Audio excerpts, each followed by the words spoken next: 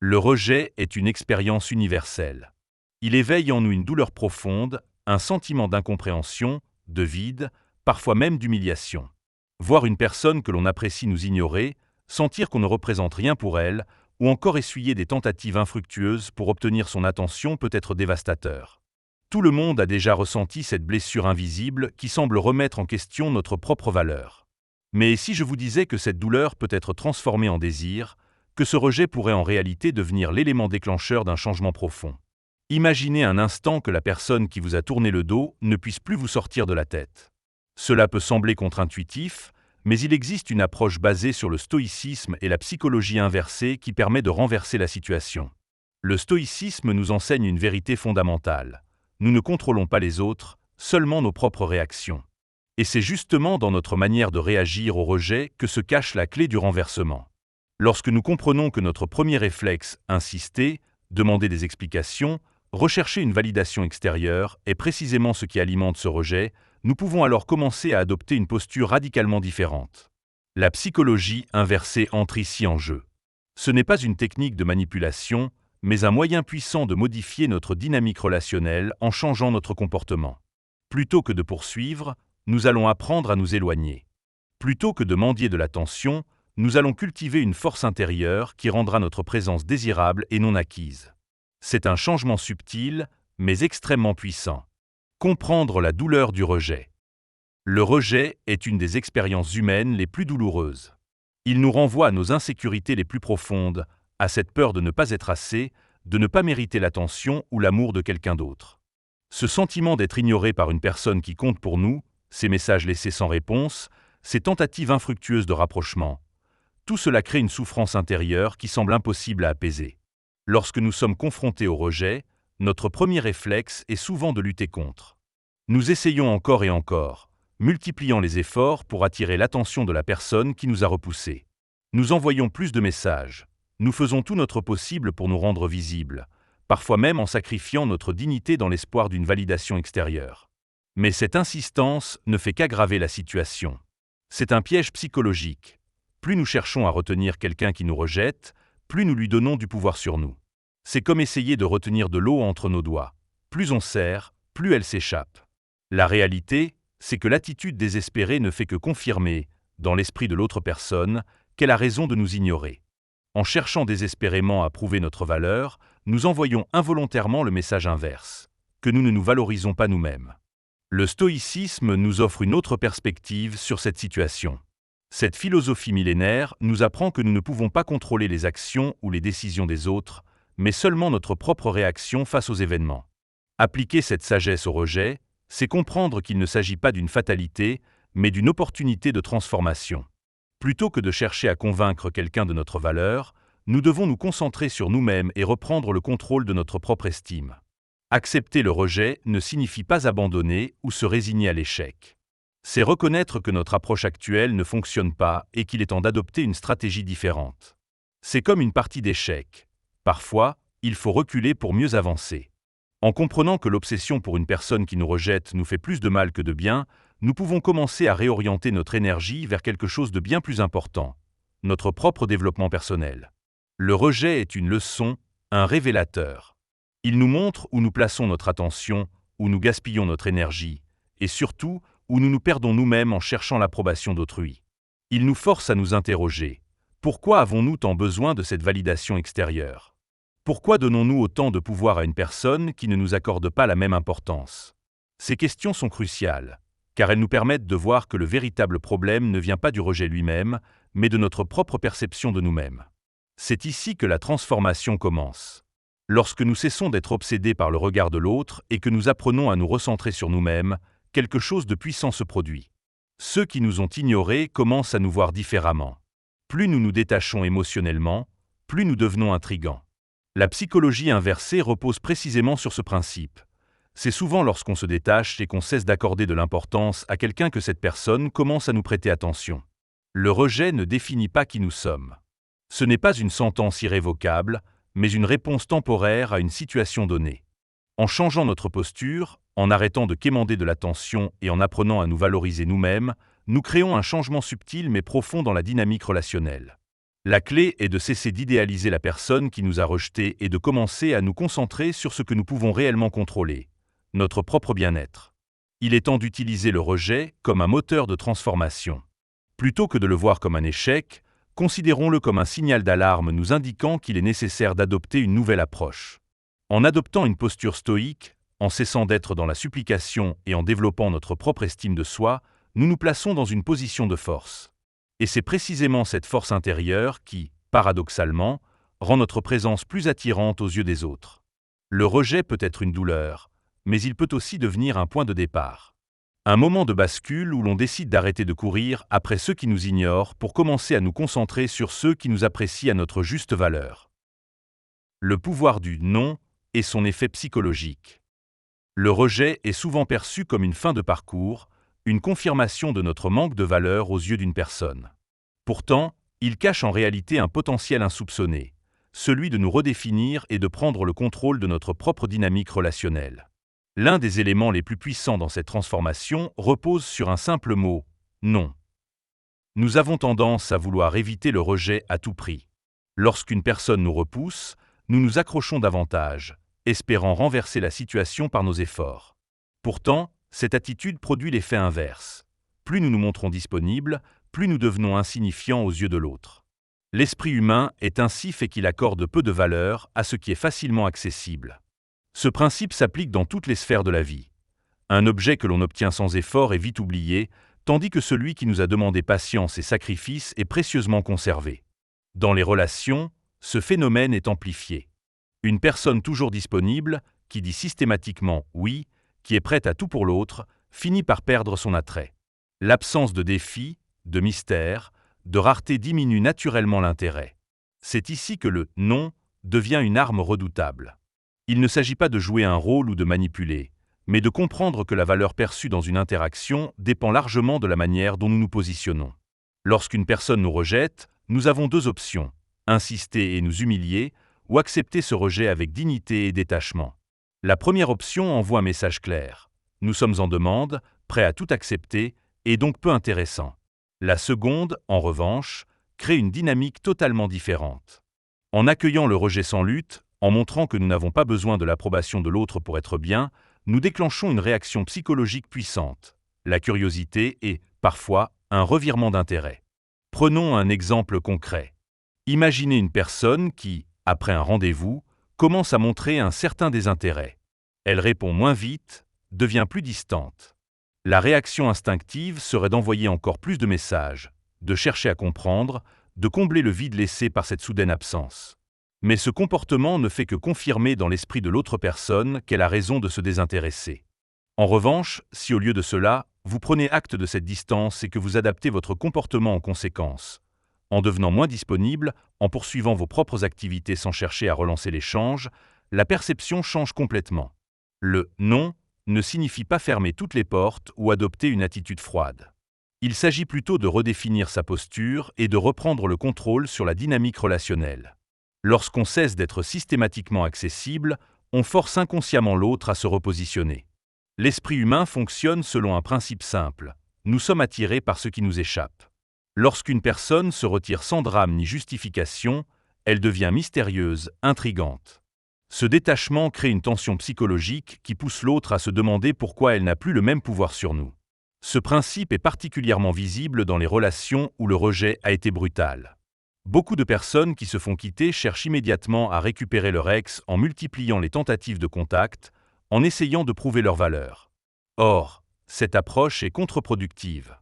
Plus vous montrez que vous avez besoin de l'autre, plus vous lui confirmez qu'il ou elle a pris la bonne décision en s'éloignant. À l'inverse, en acceptant la situation et en vous concentrant sur vous-même, vous changez la donne.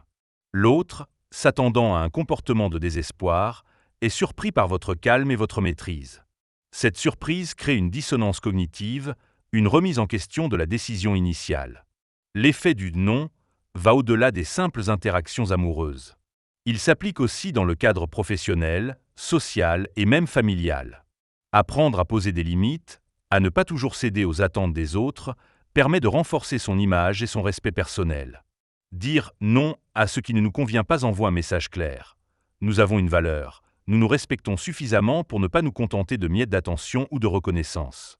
Le « non » est aussi un outil puissant pour l'évolution personnelle. Il nous oblige à développer notre indépendance émotionnelle. Plus nous apprenons à nous détacher du besoin d'approbation extérieure, plus nous devenons maîtres de nous-mêmes. L'objectif n'est pas de jouer un jeu ou d'adopter une posture artificielle, mais de comprendre que l'estime de soi ne doit jamais dépendre de la validation d'autrui. La véritable puissance du « non » réside dans la liberté qu'il nous offre. Lorsqu'on cesse d'avoir peur du rejet, lorsqu'on comprend qu'il ne définit pas notre valeur, on se libère d'un poids immense. On devient capable d'agir en accord avec nos véritables désirs, sans chercher en permanence l'acceptation des autres. Et paradoxalement, c'est cette posture de détachement et de confiance en soi qui finit par susciter le plus d'attirance. La psychologie inversée appliquée aux relations. L'un des principes les plus puissants dans les interactions humaines repose sur un phénomène paradoxal. Plus nous cherchons à attirer quelqu'un, plus cette personne a tendance à s'éloigner. À l'inverse, lorsqu'on se détache et qu'on semble moins investi, l'intérêt de l'autre augmente. Ce mécanisme, bien connu en psychologie, s'appelle la psychologie inversée. Il ne s'agit pas d'une technique de manipulation, mais plutôt d'une compréhension fine du fonctionnement de l'esprit humain. Lorsque nous sommes confrontés au rejet, notre premier réflexe est d'en faire plus. Nous multiplions les messages, les attentions, nous nous montrons disponibles en permanence dans l'espoir d'inverser la situation. Pourtant, cette approche ne fait que renforcer la dynamique de rejet. En insistant, nous envoyons un signal inconscient qui dit « Je suis prêt à tout pour toi », ce qui diminue immédiatement notre valeur perçue. La psychologie inversée repose sur un principe fondamental. Les gens veulent ce qu'ils ne peuvent pas avoir. Plus quelque chose est rare et difficile à obtenir, plus il devient désirable. Ce n'est pas une question de manipulation, mais une réalité psychologique bien documentée. Dans les relations, cela signifie que lorsque nous nous détachons, que nous cessons de chercher l'approbation de l'autre, nous devenons soudainement plus intrigants, plus attirants. Un exemple classique de ce phénomène se trouve dans les relations amoureuses naissantes. Imaginez une personne qui, après quelques échanges positifs, commence soudainement à prendre ses distances. Si vous réagissez en redoublant d'efforts, en montrant encore plus d'intérêt, vous risquez de l'étouffer et de confirmer son désir de s'éloigner. À l'inverse, si vous respectez cette distance et adoptez une posture de détachement, il y a de fortes chances que cette personne revienne d'elle-même. Pourquoi ? Parce que le vide créé par votre absence génère un manque, et ce manque stimule l'intérêt. Un autre aspect essentiel de la psychologie inversée réside dans l'idée que plus vous semblez avoir besoin de quelqu'un, moins cette personne vous valorise. C'est un principe fondamental du comportement humain. Nous respectons et valorisons davantage ce qui nous semble difficile d'accès. Cela ne signifie pas qu'il faut jouer un rôle ou feindre l'indifférence, mais plutôt qu'il est crucial de développer une véritable indépendance émotionnelle. L'un des moyens les plus efficaces d'appliquer la psychologie inversée dans une situation de rejet est de rediriger son attention vers soi-même. Plutôt que d'attendre un signe de l'autre, investissez du temps et de l'énergie dans vos propres projets, vos passions, vos activités. Cette démarche a un double effet. Non seulement elle vous aide à vous reconstruire émotionnellement, mais elle modifie aussi la perception que l'autre a de vous. Une personne occupée, épanouie, qui ne cherche pas à quémander de l'attention, devient naturellement plus attrayante. Un autre élément clé de cette approche est le principe de rareté. Lorsque nous sommes toujours disponibles, toujours prêts à répondre immédiatement aux sollicitations, nous perdons notre valeur aux yeux des autres. À l'inverse, en créant un certain mystère, en ne révélant pas tout d'un coup, nous éveillons l'intérêt. Ce n'est pas un jeu, mais une manière de préserver notre propre valeur et de ne pas nous disperser inutilement. La psychologie inversée fonctionne également dans la manière dont nous réagissons face au comportement de l'autre. Si quelqu'un vous ignore, au lieu de chercher à comprendre pourquoi et d'insister, adoptez une posture de neutralité. Montrez que vous êtes bien, que cela ne vous affecte pas.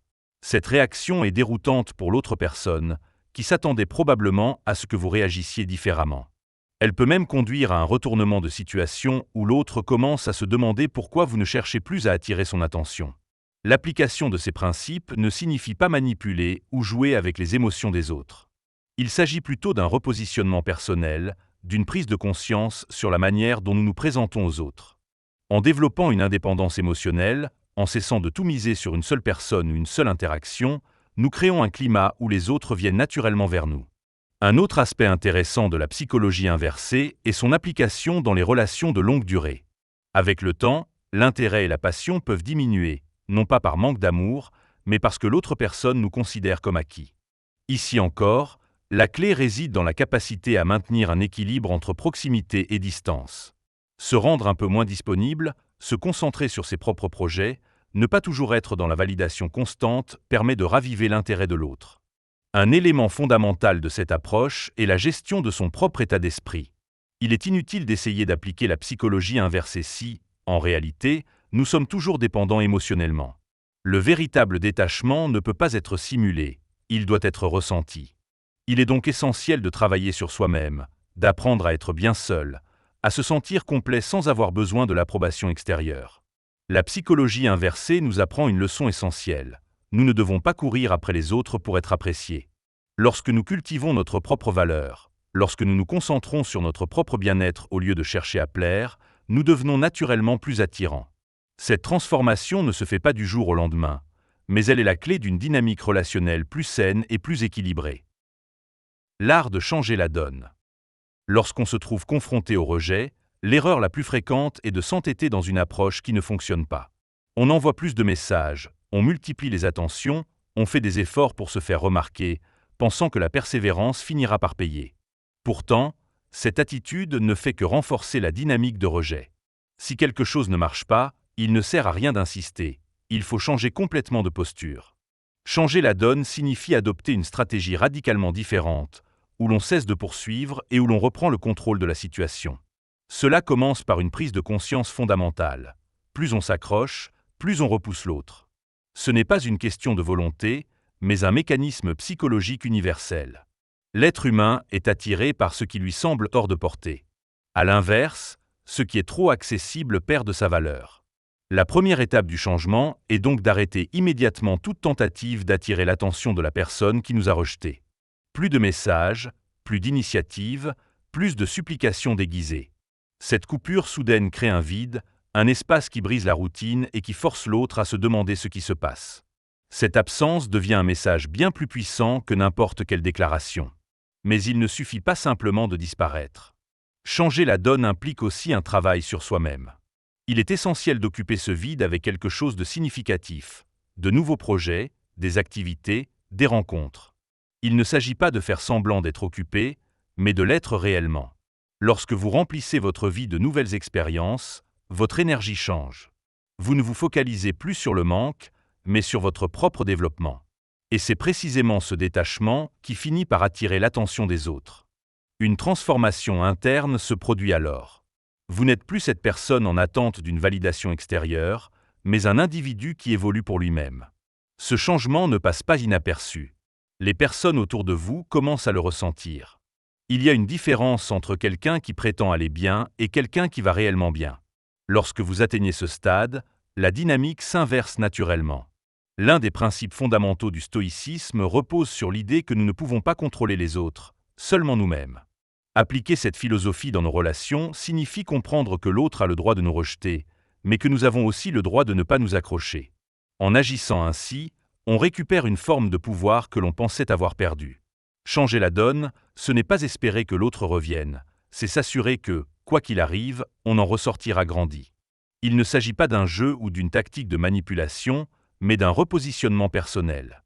Plus vous développez votre estime de vous, plus vous devenez attractif, non seulement aux yeux de la personne qui vous a rejeté, mais aussi aux yeux du monde en général.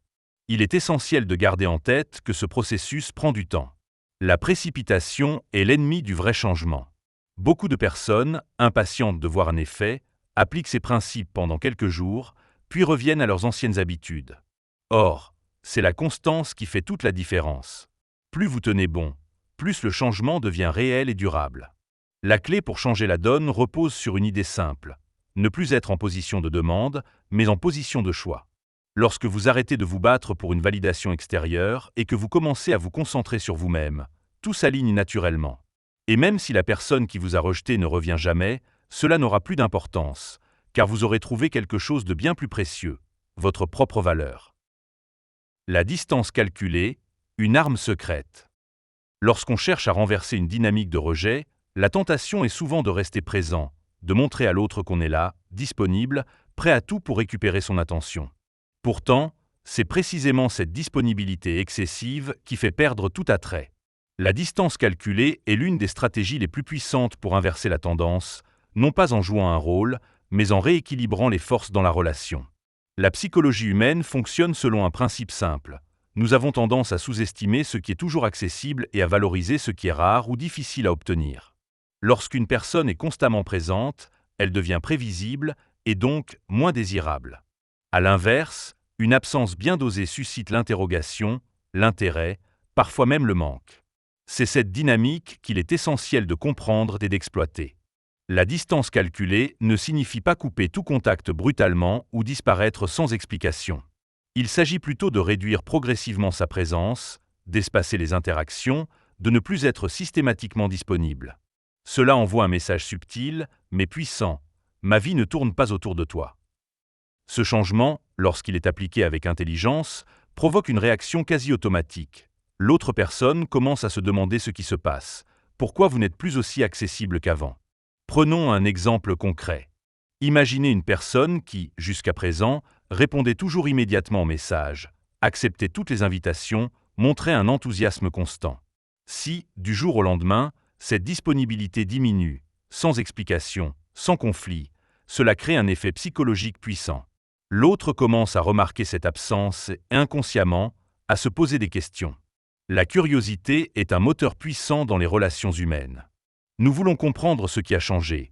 Pourquoi une personne qui semblait s'y intéresser est soudainement moins impliquée ? Cette approche fonctionne particulièrement bien dans les situations où l'on a été en position de demande.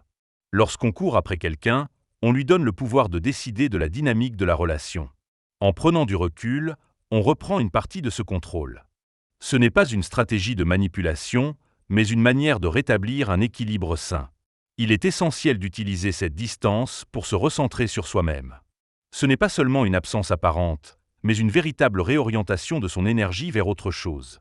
Des projets personnels, des nouvelles expériences, des activités qui apportent une satisfaction réelle. Plus cette transformation est authentique, plus elle est efficace. L'autre personne ressentira ce changement et verra que vous n'êtes plus en attente, que vous ne dépendez plus de son attention pour exister. Le paradoxe de la distance calculée, c'est qu'en prenant du recul, on augmente son attractivité. Une personne qui semble se détacher devient automatiquement plus intéressante. L'indisponibilité relative suscite l'envie de retrouver ce qui semblait acquis. C'est un phénomène que l'on observe non seulement dans les relations amoureuses, mais aussi dans toutes les interactions humaines. Un ami que l'on voit trop souvent finit par perdre son caractère exceptionnel. Un objet que l'on possède en trop grande quantité devient banal. À l'inverse, ce qui est rare est perçu comme précieux. La clé de la réussite de cette approche est de trouver le bon équilibre. Une absence totale peut être interprétée comme un désintérêt définitif, tandis qu'une présence excessive tue l'attirance. Il faut savoir doser, ajuster la distance en fonction de la situation. Ne plus répondre immédiatement aux messages, espacer les interactions, privilégier des occupations personnelles sans afficher une volonté de provoquer une réaction. Une autre erreur courante est de signaler cette prise de distance. Dire « je vais prendre du recul », « je vais être moins disponible » annule totalement l'effet recherché. La distance doit être subtile, naturelle, progressive. C'est cette absence inexpliquée qui crée le plus d'impact. Lorsqu'on commence à se poser des questions sur l'attitude de l'autre, l'esprit humain cherche des réponses, et c'est précisément ce questionnement qui génère l'intérêt. Il est important de noter que cette stratégie n'a pas pour but de forcer l'autre à revenir, mais de redéfinir la dynamique relationnelle de manière plus saine. Si, malgré cette prise de distance, la personne ne manifeste aucun changement de comportement, cela peut être un indicateur clair que cette relation ne mérite pas plus d'efforts. La distance calculée ne doit pas être un moyen de manipulation, mais un outil d'autodécouverte. Elle permet de voir qui est réellement intéressé par vous, sans avoir à mendier l'attention. En appliquant cette approche, on apprend une chose fondamentale. On ne doit jamais être plus investi dans une relation que l'autre personne. L'investissement doit être équilibré. En réajustant votre niveau de présence, vous permettez à l'autre de ressentir votre absence et d'évaluer votre importance dans sa vie. Et s'il n'y a aucun effet, alors cela signifie simplement que cette personne n'était pas faite pour être dans votre cercle proche. La distance calculée est un outil puissant non seulement pour renforcer l'intérêt de l'autre, mais surtout pour vous aider à vous recentrer sur vous-même. Elle vous libère de la dépendance affective et vous permet de développer une posture plus solide, plus attractive et surtout plus respectueuse de votre propre valeur. L'attraction naturelle et la loi de l'attraction. L'attraction est souvent perçue comme un jeu de stratégie et de manipulation, alors qu'en réalité, elle repose sur un principe bien plus fondamental, l'énergie que nous dégageons.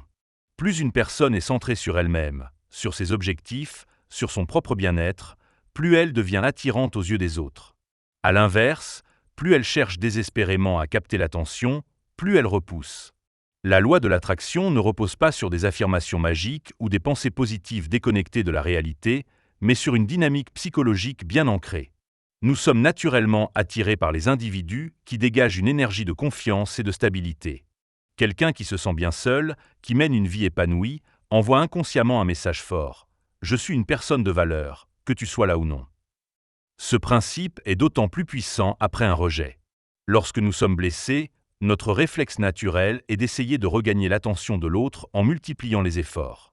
Mais cette insistance trahit un manque de contrôle émotionnel et d'estime de soi, deux éléments qui diminuent notre pouvoir d'attraction. En revanche, lorsque nous nous recentrons sur nous-mêmes, lorsque nous utilisons ce rejet comme un tremplin pour évoluer, nous modifions complètement la perception que les autres ont de nous. Prenons un exemple concret. Imaginez deux personnes qui viennent de subir un rejet.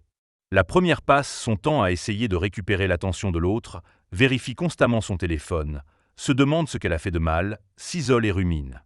La seconde, en revanche, accepte la situation, décide d'utiliser cette expérience comme une opportunité de transformation et commence à se consacrer pleinement à sa propre vie. Elle s'inscrit à de nouvelles activités, développe de nouveaux centres d'intérêt, rencontre d'autres personnes. Laquelle des deux deviendra naturellement plus attirante aux yeux des autres? La réponse est évidente. L'attraction naturelle fonctionne précisément sur ce principe. Plus nous sommes concentrés sur nous-mêmes et sur notre propre épanouissement, plus nous devenons intéressants. Ce n'est pas une question d'apparence physique ou de statut social, mais d'attitude. Une personne qui ne cherche pas désespérément à être aimée est perçue comme ayant une haute valeur. Un autre aspect fondamental de cette loi est la capacité à ne pas tout donner immédiatement. L'être humain est curieux par nature. Il est attiré par ce qui reste partiellement mystérieux. Lorsque nous dévoilons tout de nous-mêmes dès le départ, nous perdons cet effet d'attraction. À l'inverse, en laissant les autres venir à nous progressivement, en ne cherchant pas à forcer une connexion, nous créons un climat où l'intérêt grandit naturellement. C'est aussi pour cela que la distance et le détachement émotionnel jouent un rôle si puissant dans la loi de l'attraction. Lorsque nous nous imposons comme étant la personne qui fixe les règles de sa propre vie, nous devenons instantanément plus séduisants. Il ne s'agit pas d'un jeu ou d'une manipulation, mais d'une prise de conscience.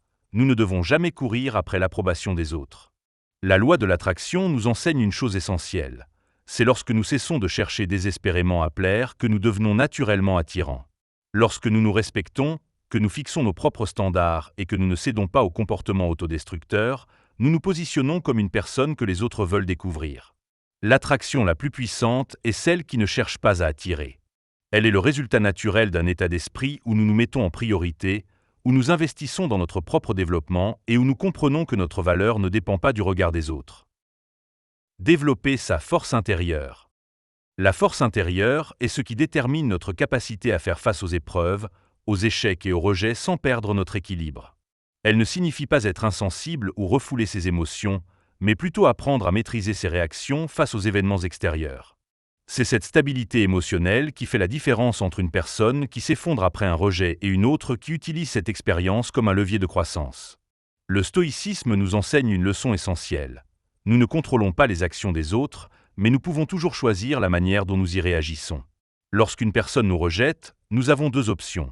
Soit nous nous laissons submerger par la douleur et l'incompréhension, soit nous utilisons cette situation pour renforcer notre caractère et affirmer notre propre valeur. Une des clés du développement de la force intérieure est d'apprendre à se détacher de l'opinion des autres. Nous avons souvent tendance à conditionner notre estime de nous-mêmes à l'acceptation extérieure. Si quelqu'un nous rejette, nous pensons immédiatement que nous ne sommes pas assez bien, pas assez intéressants, pas assez dignes d'amour. Or, cette perception est une illusion. Le rejet d'une personne ne définit pas notre valeur. Il reflète simplement ses préférences, son état d'esprit du moment ou ses propres limitations. Pour renforcer sa force intérieure, il est essentiel de cultiver un dialogue interne positif. Nos pensées influencent directement nos émotions. Si nous nous répétons sans cesse que nous avons échoué, que nous ne sommes pas à la hauteur, nous finirons par nous en convaincre. À l'inverse, Si nous apprenons à voir chaque difficulté comme une opportunité d'évolution, nous développons une résilience naturelle. Il ne s'agit pas d'un optimisme naïf, mais d'une manière plus lucide d'aborder les défis. L'indépendance émotionnelle est un autre pilier fondamental. Être indépendant émotionnellement ne signifie pas se couper des autres ou ne plus éprouver de sentiments, mais plutôt être capable de maintenir son équilibre sans dépendre de la validation extérieure. Une personne forte intérieurement sait qu'elle peut être heureuse par elle-même, qu'elle ne doit pas attendre qu'un autre vienne combler un vide. Cette autonomie affective attire naturellement le respect et l'admiration. Le développement de la force intérieure passe également par des actions concrètes. L'exercice physique, la méditation, la lecture, l'apprentissage de nouvelles compétences sont autant de moyens de renforcer notre esprit et notre discipline. Lorsque nous nous engageons dans des activités qui nous enrichissent, nous prouvons à nous-mêmes que nous sommes capables de progresser, de nous améliorer, de devenir une meilleure version de nous-mêmes. La capacité à dire « non » est également un signe de force intérieure. Trop souvent, nous avons peur de déplaire. Nous acceptons des situations qui ne nous conviennent pas par crainte d'être rejetés. Pourtant, poser des limites claires et refuser ce qui ne nous respecte pas est l'un des actes les plus puissants que nous puissions accomplir. Cela envoie un message fort, tant aux autres qu'à nous-mêmes. Je connais ma valeur et je ne suis pas prêt à accepter moins que ce que je mérite. Développer sa force intérieure, c'est comprendre que la seule personne dont nous devons absolument obtenir l'approbation, c'est nous-mêmes. Tant que nous cherchons désespérément à être validés par l'extérieur, nous restons vulnérables et dépendants.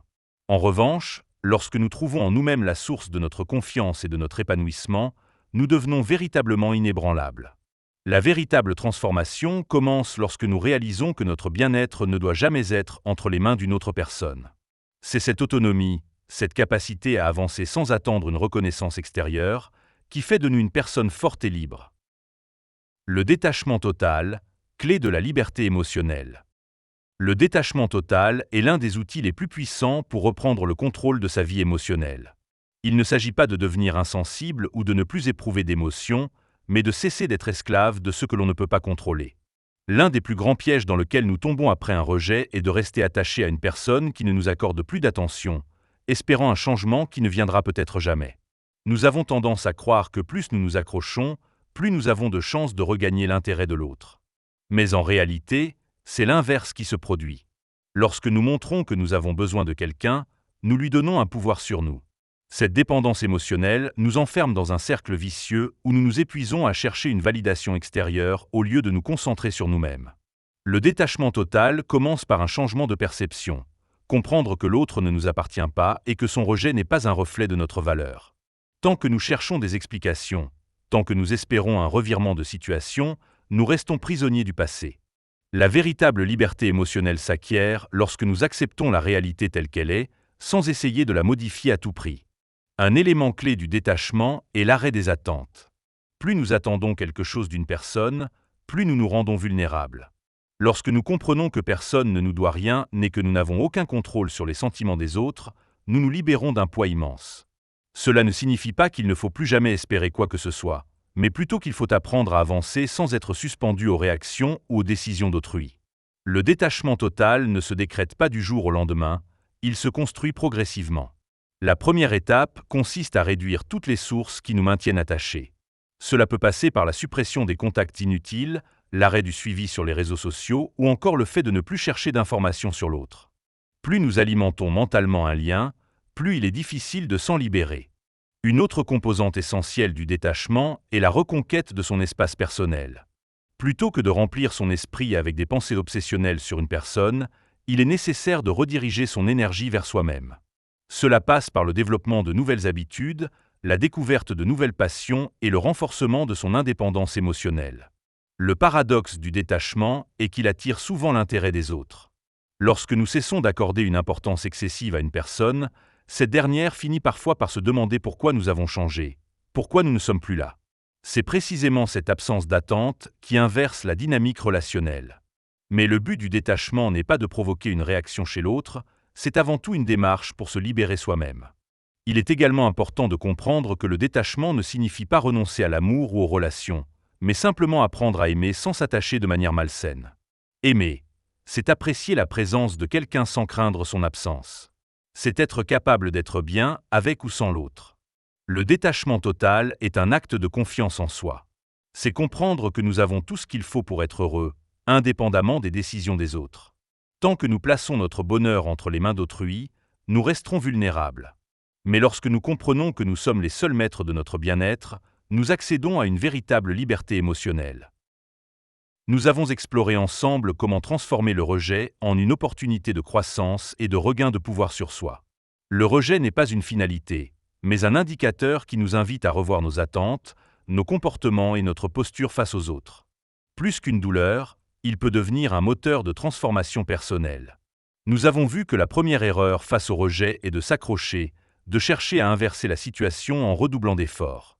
Pourtant, c'est justement ce besoin excessif qui éloigne davantage l'autre. À l'inverse, l'application de la psychologie inversée et du stoïcisme permet de reprendre le contrôle. En acceptant la situation, en se détachant et en se concentrant sur soi, nous créons naturellement un climat qui suscite davantage d'intérêt. L'une des grandes leçons à retenir est que l'attraction ne se force pas. Plus nous essayons d'obtenir une validation extérieure, plus nous risquons de nous perdre. L'attirance vient du détachement, de la rareté, de la confiance en soi et de l'indépendance émotionnelle. Une personne qui ne court pas après l'approbation des autres est perçue comme plus forte, plus mystérieuse et donc plus séduisante. Le stoïcisme nous enseigne que nous ne pouvons pas contrôler les réactions des autres, mais nous avons toujours le pouvoir de maîtriser notre attitude. En développant une force intérieure, en apprenant à dire non et en cultivant notre propre valeur, nous nous affranchissons du besoin d'être acceptés à tout prix. C'est ce détachement qui nous rend véritablement libres. Si cette vidéo vous a aidé à voir les choses sous un angle différent, prenez un instant pour vous interroger.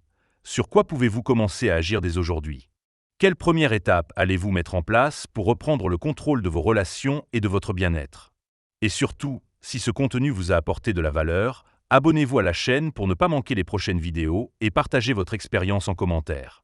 Votre avis compte et peut aider d'autres personnes à transformer leur manière d'aborder le rejet.